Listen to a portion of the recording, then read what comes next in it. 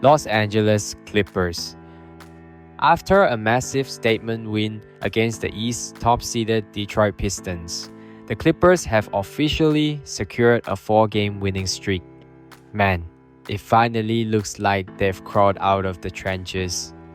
And the headline here? Kawhi Leonard is officially back in Terminator Mode. During this stretch, the man has been putting up some straight-up absurd numbers: 39 points, nearly 10 boards, 4.7 assists, and 2.75 steals per game. But look, the real X factor? It's been his elite whistle drawing. He's had 3 games with 12 plus free throw attempts during this run, and his efficiency from the stripe is just plain video game numbers. He is 1-2-3 for 126 on the season. That's a blistering 97.6%. At one point, he knocked down 64 straight. The Claw has re-entered that unstoppable robot mode. So, looking at this recent stretch, how exactly is Kawhi taking over? And with James Harden and Brook Lopez finally finding their rhythm, do the Clippers actually have a shot at a playoff seed? Let's dive into the resurgence in Lob City. Alright, let's talk about that terrifying stat one more time. 1, 2, 3 of 126. That's 97.62% if you're counting at home. It's got the media buzzing about whether Kawhi can actually shatter the all-time single-season free throw percentage record. For some context, the current gold standard was set by Spanish guard Jose Calderon back in the 08-2009 season, where he went 151 of 154, hitting 98.05%. Now, there's a catch if you want to qualify for the official leaderboard. By the end of the season, you need at least 125 makes. Mid-season, the math is 125 divided by 82 multiplied by the games your team has already played. This prevents bench riders who go 2 for 2 all year from sitting at the top with a 100% clip. If Kawhi maintains this efficiency, the record is within reach. But let's keep it real. The odds are stacked against him. Calderon was a role player who took fewer than 3 free throws a night. Kawhi is the primary engine. He carries a massive load, takes way more shots, and the larger the sample size, the harder it is to maintain that god-tier efficiency. Plus, as a superstar, the fatigue factor in clutch moments is real. One tired miss late in the fourth could kill the run. But hey, great players don't chase records. They just play, and the records chase them. Alright, let's see what a healthy Kawhi really looks like. First, that Blazers game. Look, his shooting splits weren't elite 7 of 20 from the field and 2 of 7 from deep. Look at this play. Back to basket, powers his way into the paint, hits the signature shoulder shimmy into a fadeaway that is pure money. Next possession, he gets beat on the recovery but tracks his man into the paint, uses that wingspan, and delivers a nasty pin against the glass block. Then, guarding their primary option, he flashes those active hands on the screen and gets the face-to-face steal. But the play of the night? The Blazers tried to funnel him into a defensive trap, but Kawhi just said no thanks. He drives past the perimeter, gets into the lane, and missed the 7-foot Donovan Clingan at the rim for a violent one-handed poster. What stood out was his twitch and his explosiveness.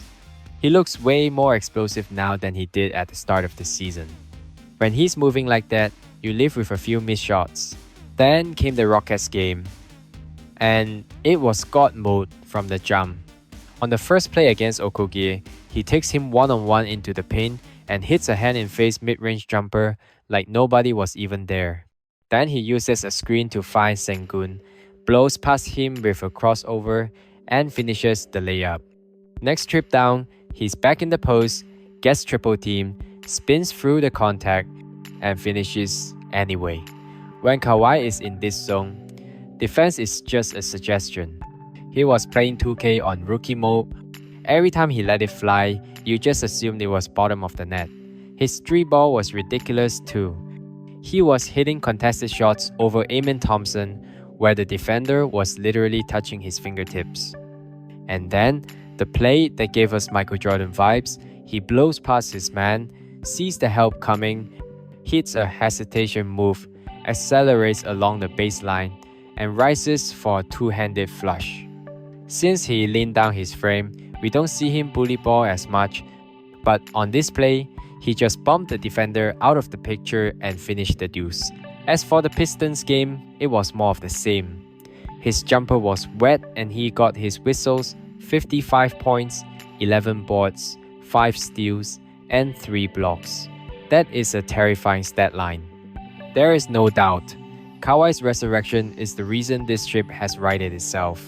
His shot making, his point of attack defense, and his help side rotations are the heartbeat of this team.